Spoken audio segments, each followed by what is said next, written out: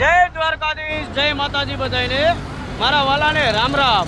અત્યારે દ્વારકા પગપાળા બધો સંઘ જાતો હોય અને સંઘમાં જે સેવા કરવાનો એક મોકો મળ્યો હોય એવા અમારે વિકાસભાઈ, વિશાલભાઈ, મનોજભાઈ અને અમારે ભાણેજ છે, અમારે આઈકણે પ્રદીપભાઈ ઉપસ્થિત છે, અમારે જાદવ બાપા એટલે કે જાદવ બાપાના જલસા અમારે માધાપરનું ઘરેણું એવું કહેવાય.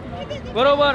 અત્યારે હાલ અમે જામનગર રિલાયન્સની વચ્ચે સેવા કરવા ઊભા રહ્યા છીએ અને જે પગવાળા સંઘ જાય છે ભાઈ, અને જે સેવા કરવાનો મોકો મળ્યો છે ભાઈ દ્વારકાધીશના ચરણોમાં, એ મોકો તો કોઈ દિવસ ભૂલાશે નહીં ભાઈ.